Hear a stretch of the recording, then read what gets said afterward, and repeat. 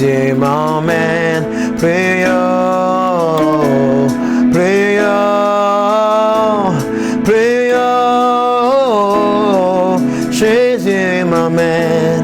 Prions, prions, prions. Jésus m'emmène. Prions, prions, prions. Question du temps.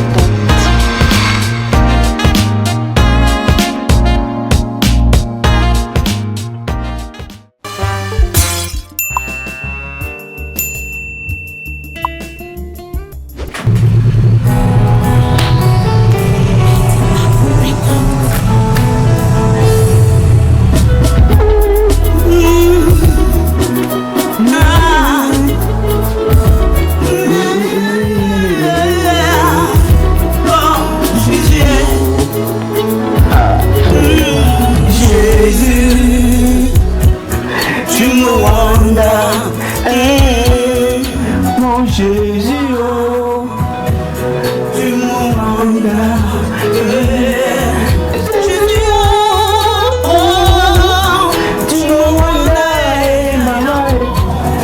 Aïe, oh, tu m'emmènes, Wanda. Mesdames et messieurs, bonjour, merci une fois de plus, bienvenue sur Analyse et décryptage du net.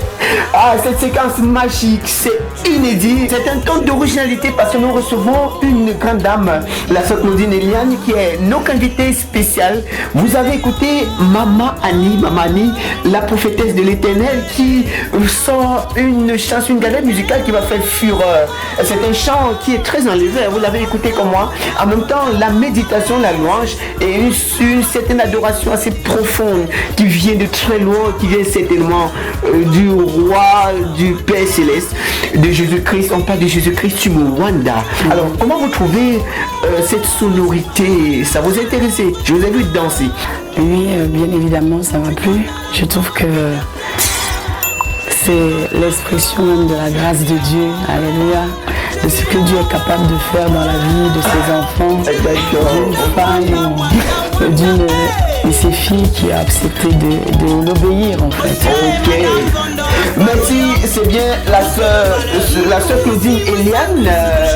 Elle est là pour nous parler ce matin d'une campagne d'évangélisation, une campagne d'évangélisation à l'œuvre de l'Éternel. Vous l'avez décidé de servir l'Éternel. Alors, vous êtes avec nous ce matin pour parler d'une campagne d'évangélisation.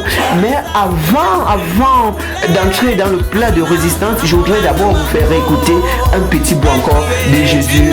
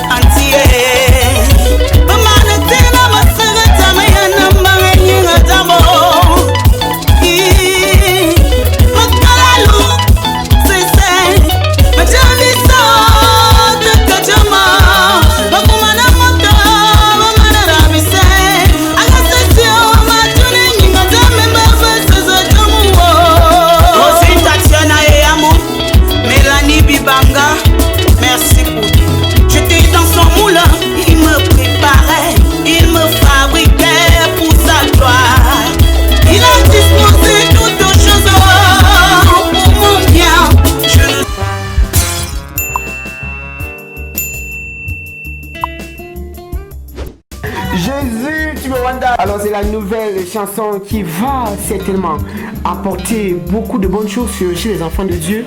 Vous êtes chrétienne, vous êtes engagée, vous venez de la France, l'international est au national aujourd'hui. Alors on a tendance à croire qu'on va toujours à l'international et oubliant que l'international peut également venir à la maison. Nous sommes donc, question de taille, donc dans l'international ce matin. Alors comme dans Habakkuk 2, je me tenais à mon poste et les paroles de Dieu s'adressaient à moi. Écris cette prophétie, grave-la sur des tableaux pour qu'elle puisse se lire couramment. C'est une prophétie dont son thème est déjà fixé. Elle marche vers sa réalisation, vers sa matérialisation si elle tarde à temps là, parce qu'elle se réalisera sans doute. Elle se réalisera certainement. Nous sommes dans la prophétie, une chaîne internationale qui accueille des invités internationaux. Nous avons dans la grâce, nous avons le plaisir, le privilège de recevoir aujourd'hui notre sœur Claudine Eliane qui est là pour nous parler de cette grande campagne, vraiment une campagne majuscule qui s'est tenue depuis, vous avez parlé depuis quelques jours déjà, vous allez nous donner des précisions bien entendu. Cette campagne s'est tenue depuis quelques jours et vous êtes là pour nous faire déjà un débrief, une sorte de bilan. Alors déjà, avant d'entrer véritablement dans la description, dans l'explication et les définitions, je voudrais savoir que nous vaut l'honneur de cette visite au Cameroun et surtout en question de temps télévision. Alors qu'est-ce que vous êtes venu faire au Cameroun, madame? Alors, Jésus est victorieux. Jésus est victorieux. Jésus est victorieux. Jésus est victorieux. Jésus est victorieux. Jésus est victorieux. Oui, le Seigneur Jésus est victorieux. Amen. Je vous salue tous au nom de Jésus. Amen. C'est avec une grande joie, beaucoup d'amour et vraiment une grande joie que je suis là au milieu de vous ce soir. Amen. Et je dirais c'est un miracle que je sois là au milieu de vous ce soir. Amen. Oui, c'est le miracle du Seigneur, c'est le miracle du Saint-Esprit. Amen. Normalement, je ne devrais pas être là, mais le Seigneur a orchestré que je sois là. Et le plan et l'organisation du Saint-Esprit. Amen. Comme Papa Benjamin le disait, lorsqu'on fait confiance au Saint-Esprit, on peut voir de grandes choses. Amen. On peut voir de glorieuses choses. Amen. Je dis toujours au Saint-Esprit que je suis la moindre de toutes les disciples, comme le disait souvent l'apôtre Paul, qui est le moindre des apôtres. Yes. Voilà, je suis la moindre de tous les disciples de Jésus-Christ. Amen. Je ne vais pas prendre beaucoup de votre temps. Je suis la sœur Eliana, la sœur Claudine, le nom que mes parents m'ont donné, mais mon prénom prophétique est la sœur Eliana. Le Seigneur m'a donné la vision de venir apporter sa parole à la population camerounaise, à la nation camerounaise. Et de moi-même, je n'aurais pas pu dire oui, mais j'ai obéi au patron. J'ai obéi au maître. Yes. Papa parlait tout à l'heure des titres. Dieu ne cherche pas les titres. Yes. Il cherche un homme et une femme qui se tient à la brèche. Il cherche un homme et une femme qui dit oui Seigneur, je vais aller là où tu m'envoies. Oui Seigneur, je suis ta personne.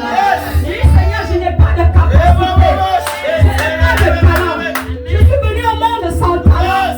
Mais si tu m'appelles, je te dis oui. Je ne sais pas ce qui m'attend devant. Je ne sais pas ce qu'il y a devant moi, mais je te dis oui. Parce que je sais que tu vas devant moi. Parce que je sais que c'est toi qui me précèdes. Je sais que tu m'environnes et tu m'entoures par devant et par derrière. Quel que soit le complot, Seigneur, tu as orchestré le plan. Tu connais la finalité de la chose. Alors le Seigneur m'a donné cette mission de venir apporter l'évangile. Je suis née ici dans ce pays. Je suis partie, j'avais 21 ans. Mais je ne veux pas dire que je connais tout au Cameroun. Et quand on est parti, c'est souvent difficile. Quand on revient en fait. Amen. Mais je suis venue pour le Seigneur. Amen. Je suis mandatée. Alléluia par le Seigneur. Et je vais vous donner les salutations de mon église. Amen. Mon pasteur vous salue tous.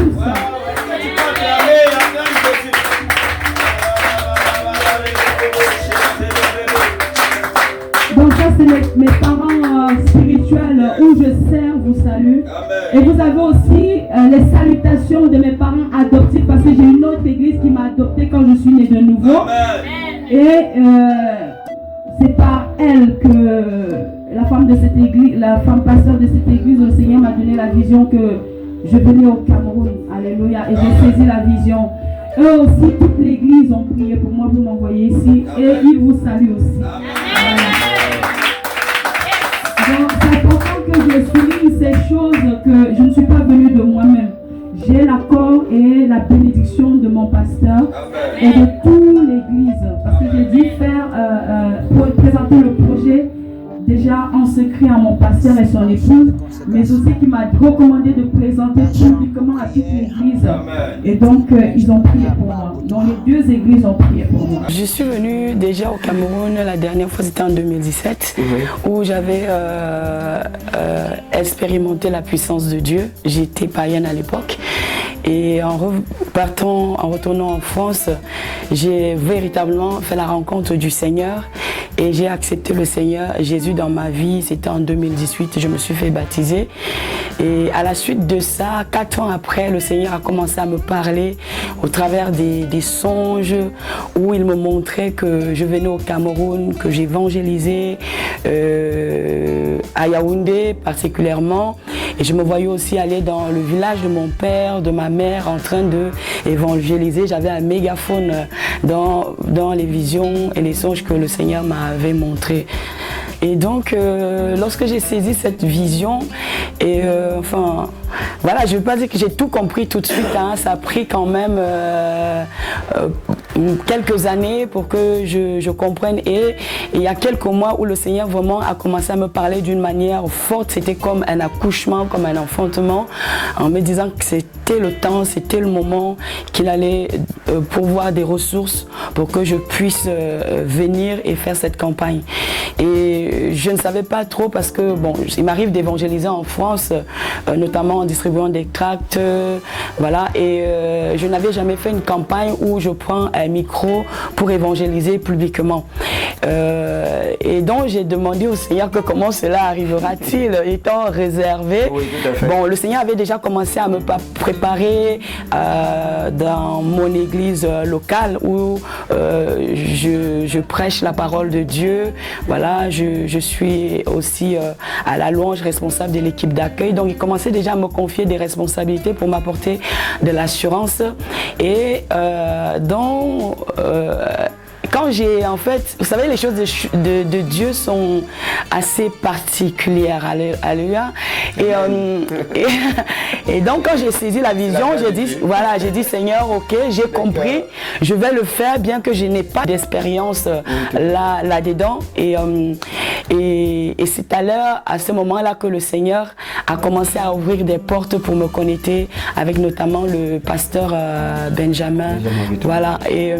Et donc, j'avais reçu pour thème principalement de venir prêcher l'amour de Dieu par Jésus-Christ et la repentance et préparer les âmes au retour de Jésus. D'accord, je précise que pour cette grande campagne qui se passe dans la congrégation baptiste camerounaise, ministère international prophétique de la grâce et des miracles, le thème retenu était Jésus-Christ t'aime. Jésus t'aime. Voilà. Jésus-Christ t'aime, voilà. Et au programme, vous avez les guérisons, les miracles, les prophéties et les délivrances. Alors, de manière globale, est-ce que vous êtes satisfaite? Waouh. J'ai toujours tendance à dire que lorsqu'on fait confiance à la merveilleuse personne qui est de la Trinité, hein, la troisième personne de la Trinité, le Saint-Esprit, il est le patron, il est le stratège par excellence. Il faut faire les choses avec lui. Et vraiment, pour cette grande campagne d'évangélisation, les objectifs ont été largement atteints. Le Seigneur m'a surpris. Il m'a surpris dans tous les domaines, à tous les niveaux. Et nous avons pu toucher pas mal d'âmes, des âmes qui sont venues au Seigneur. Nous avons aussi dans cette campagne l'objectif de distribuer des Bibles. Et nous avons distribué aussi pas mal de Bibles aux personnes. On a vraiment vu la main de Dieu, on a vu le Seigneur toucher des personnes au travers de du salut, des guérisons, des délivrances. Nous avons vu le Saint-Esprit à l'œuvre pendant cette campagne. Alors là-dedans, vous nous avez bien édifié que le Seigneur vous a équipé. Il a eu le temps de vous former comme un potier. Vous êtes donc prête. Est-ce que vous avez des dons particuliers? Quels sont les dons qui se sont manifestés pour parler de guérison, de miracles, de prophétie et de délivrance? Alors, le Seigneur m'a équipé principalement de quelques dons. Le don d'évangéliser, hein, déjà premièrement, et le don de guérison et de prophétie. Donc vous avez pu guérir beaucoup, il y a eu des témoignages? On a vu des personnes vraiment qui ont été touchées dans leur santé, des délivrances. Je veux dire que ça n'a même pas commencé pendant l'évangélisation, même dans ma propre famille, où il y avait une situation qui était assez difficile, et le Seigneur m'avait communiqué une instruction particulièrement où il m'avait dit lorsque je prie pour les personnes, que je prends juste leurs mains. Et je me rappelle qu'il y avait mon frère qui était dans une situation assez particulière, et j'ai saisi la main en saluant juste la personne qui était la cause. Il y a eu une grande délivrance parce que la personne a plié tous ses bagages au lendemain alors qu'il ne s'était rien passé, et elle est partie, quoi. Vous avez mis Dieu à l'épreuve. Voilà. Ok, d'accord. Alors, quelles sont les perspectives? Elle est appelée à perdurer, elle va continuer. Oui, elle est appelée à perdurer et à continuer. Je pense que nous ne sommes pas notre première campagne par la grâce de Dieu.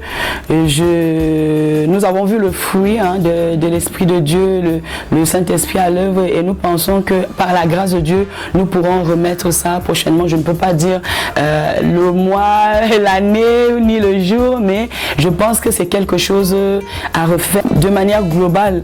C'était vraiment d'annoncer la bonne nouvelle au maximum de personnes, et que le maximum de personnes entendent l'évangile. C'est pas nous qui convainquons les personnes de venir à Jésus. Nous annonçons la bonne nouvelle, mais c'est le rôle du Saint-Esprit de convaincre les âmes de péché, de justice et de jugement.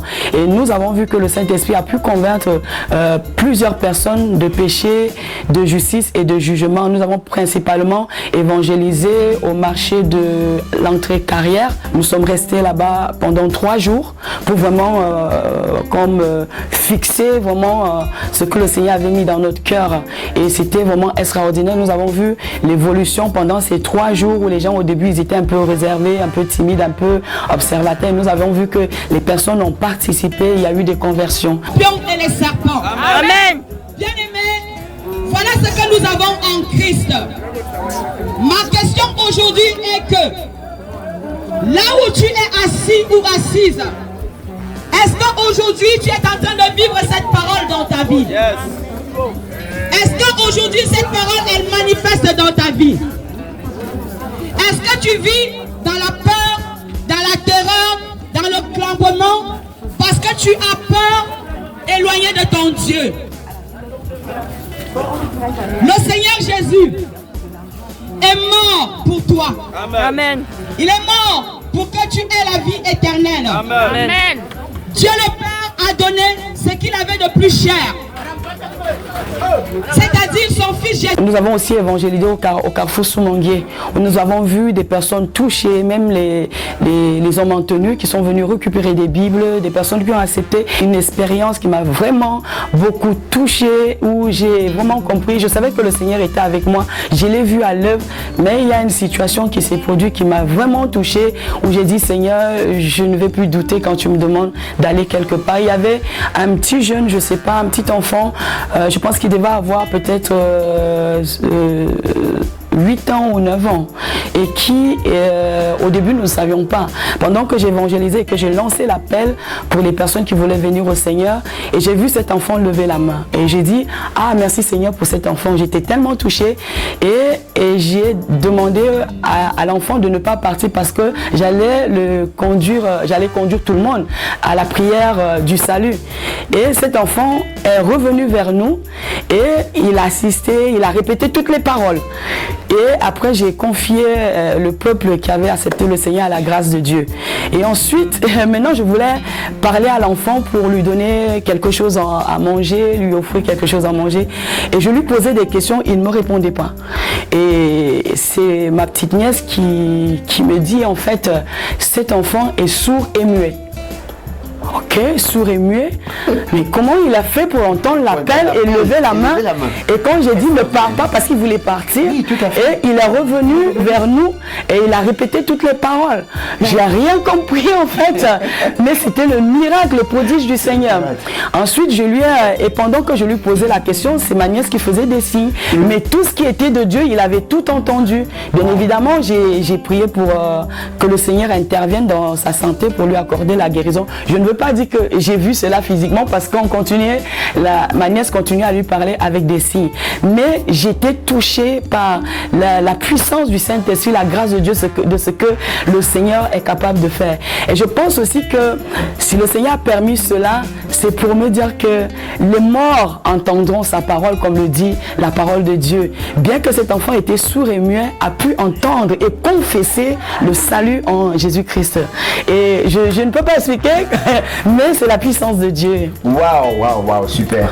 C'est vraiment intéressant. Comme Batimé, nous espérons que le Seigneur touchera ce petit enfant pour qu'il puisse également retrouver l'entendement et également qu'il puisse glorifier la gloire, qu'il puisse glorifier l'Éternel, qu'il puisse témoigner par rapport justement à votre venue au Cameroun, par rapport à cette mission d'évangélisation qui aura justement permis à beaucoup de Camerounais, beaucoup de personnes ici, parfois qui sont dans le besoin, qui ont besoin d'un nouveau souffle et qui voudraient que cela vienne aussi parfois d'ailleurs, parce que nous avons les mêmes sons de cloche, nous avons parfois des voix dissonantes qui ne rassurent toujours pas.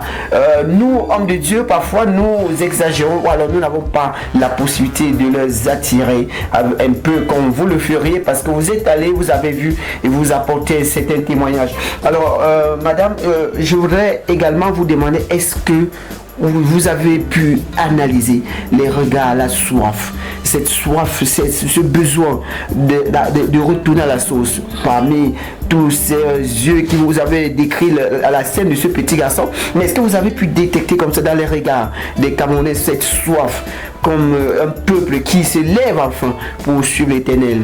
Les moments qui m'ont le plus marqué, vraiment le Seigneur, pendant ces 6 jours où nous avons évangélisé, notamment à l'entrée carrière et à Soumangué, vraiment j'ai vu qu'il y avait la soif dans les yeux, même on peut le voir dans les yeux de la population camerounaise, des hommes et des femmes, même la jeunesse, les enfants. Il y avait des enfants qui nous écoutaient.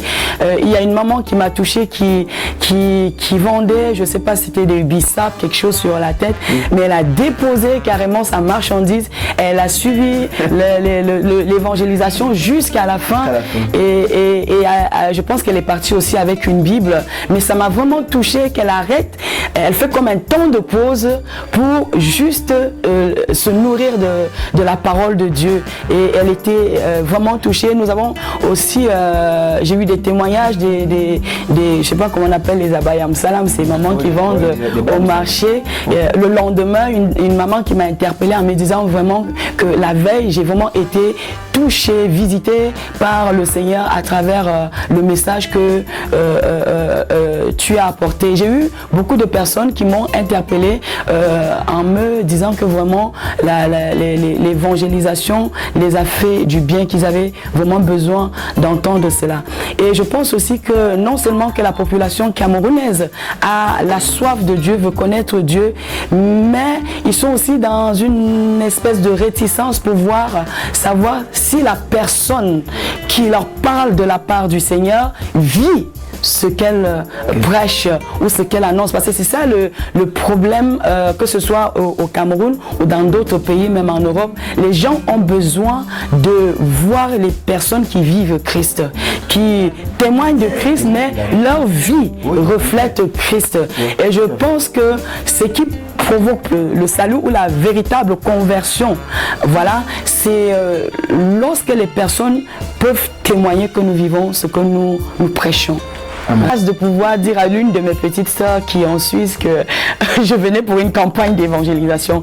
Et la première personne qui m'a dit je suis désolée, hein, Solange. Ma petite sœur Solange. Elle m'a dit, je vais te dire franchement, ne va pas au Cameroun évangéliser. Ah bon, j'étais un peu comme... oui, pourquoi? Il y a peut-être une bonne raison. Parce que les Camerounais n'ont pas besoin de Dieu. Oui. Et ils ont besoin du travail, de l'argent. Voilà. Quand nous voyons les euros, donc vraiment... peut-être quelque part elle a raison, mais nous, l'espérance ou la vie nous a montré que les biens matériels, les richesses de ce monde ont une limite. Alléluia. Ils ont leurs limites, ne peuvent pas nous sauver. Alléluia. Si moi-même les richesses matérielles pouvaient me sauver, je ne serais pas là aujourd'hui. Alléluia. C'est vrai que au Cameroun, peut-être les personnes connaissent un certain manque et je bénis le Seigneur parce qu'il est aussi à l'œuvre. Ne laisse pas l'ennemi te mentir que à cause de tes comptes en banque, tu peux opprimer les jeunes, tu peux opprimer les hommes et les femmes que tu as créés, tu peux opprimer la nation, tu peux garder toutes les richesses de la nation pour toi seul. Tu te mens à toi-même. Alléluia. L'heure est venue pour ta repentance. L'heure est venue pour ta repentance. Si tu ne te répands pas, tu seras précipité dans la mer rouge comme le pharaon d'Égypte. Alléluia. J'avais reçu, comme je disais, de la part du Seigneur d'apporter l'évangile avec la confirmation de distribuer des Bibles. Nous savons que les Bibles, nous ne les ramassons pas, n'est-ce pas? C'est un investissement personnel. Vous préférez acheter, prendre l'argent de nos gens pour acheter les Bibles. Ouais. Tu as besoin de la Bible, nous donnons des Bibles gratuitement.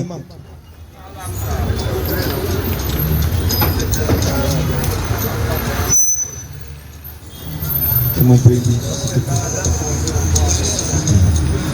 Nous donnons les Bibles gratuitement. Et on sera encore là demain.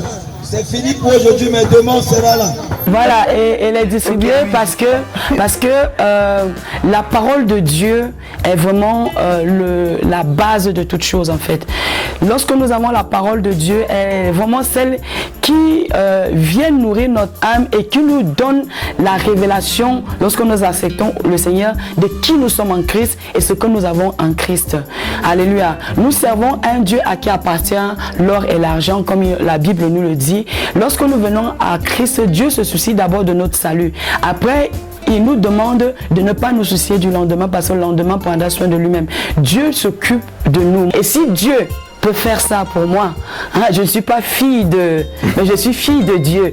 Donc si le Seigneur peut faire ça pour moi, il peut faire ça à n'importe qui est dans l'obéissance. Donc j'ai distribué les Bibles parce que je sais qu'à travers la Bible, une personne qui a la connaissance ne sera pas un mendiant dans ce monde. À quoi sert de gagner le monde sur personne? Voilà, à quoi sert de gagner, nous l'avons tellement proclamé pendant cette campagne, qu'à quoi sert à l'homme de gagner le monde s'il perdait son âme? Dieu se soucie d'abord de notre âme et tous nos besoins seront comblés. Alléluia. Amen. Donc il faut vraiment faire confiance à la parole de Dieu. Alléluia. Amen. Alors vous les benguistes qui venez souvent nous abrutir avec des cadeaux, des gros téléphones, des iPhones, sachez-le donc bien, la parole de Dieu reste la meilleure nourriture, le meilleur cadeau. Donc attendons désormais, de nos proches qui viennent de l'extérieur, beaucoup plus de la parole de vie, la parole de Jésus-Christ, la grâce qui va nous aider, qui va nous apporter, qui va nous permettre de gagner le paradis, de sauver notre âme. Alors notre sœur Claudine Eliana est là justement pour sauver nos âmes grâce à cette campagne, cette méga campagne d'évangélisation pendant laquelle nous avons pu observer des guérisons, des miracles, des prophéties et aussi des délivrances.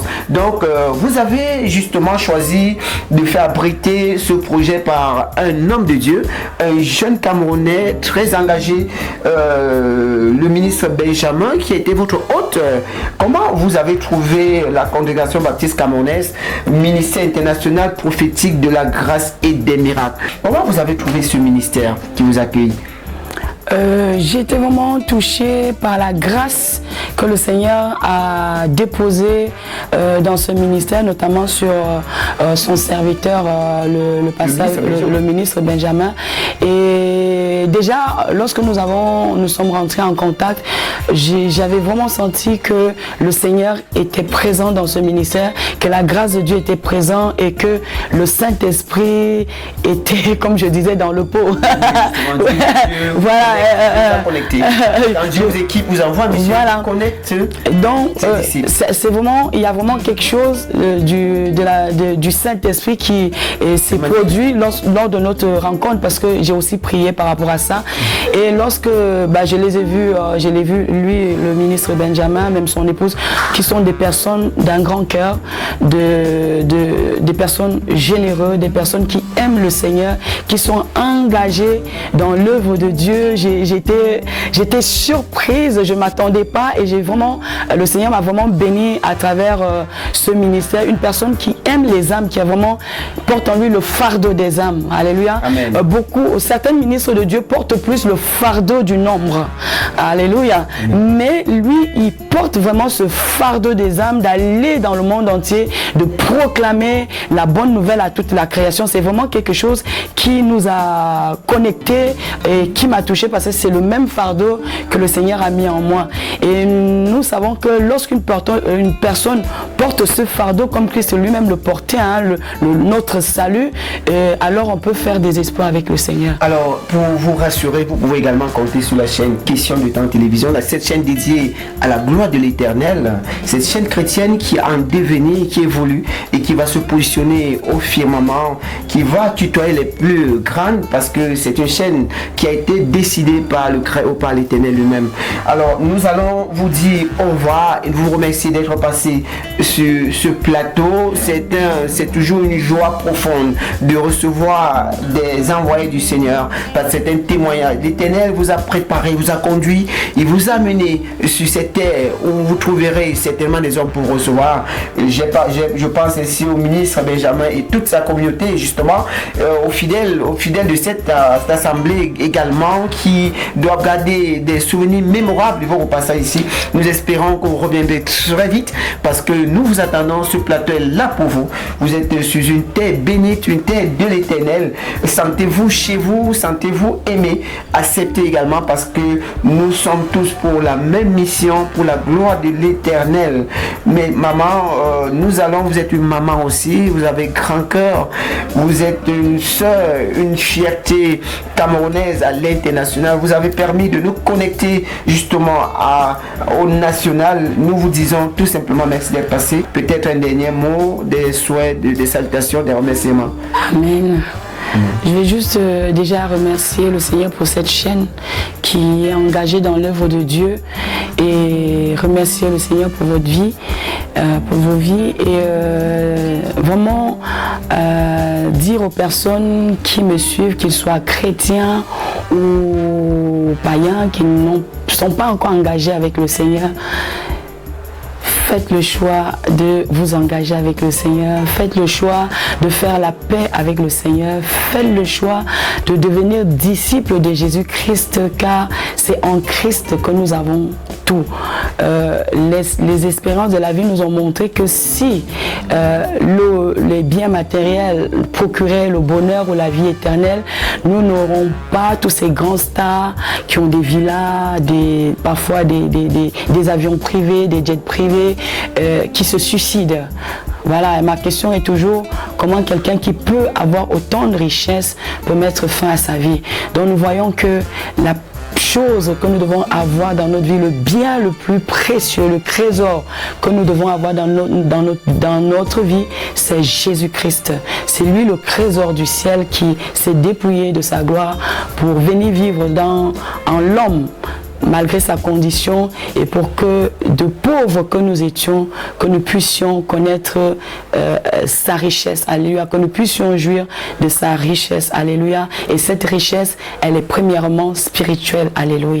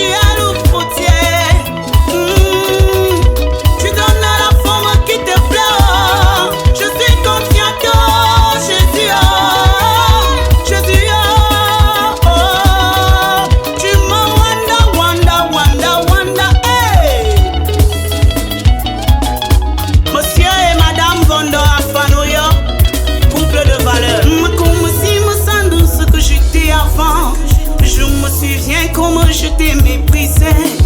Je me souviens comment je t'ai rabaissé. Je me souviens comment je t'ai humilié. Dans toutes mes actions je fus refoulé. Maintenant, Amboa ne m'a pas. Et qui est, tu ne m'as pas. À qui est le manitayo. Dans mon coin je cessais de prier. Malgré la moquerie de mes proches. Jésus, oh, oh, tu m'as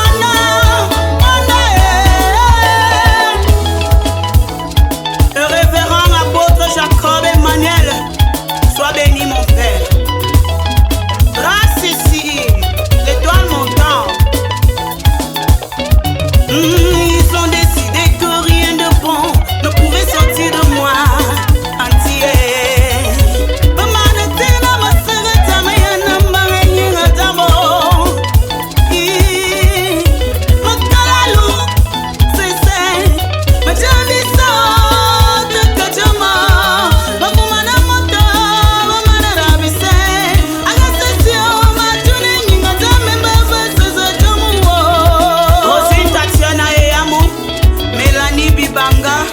Merci pour tout.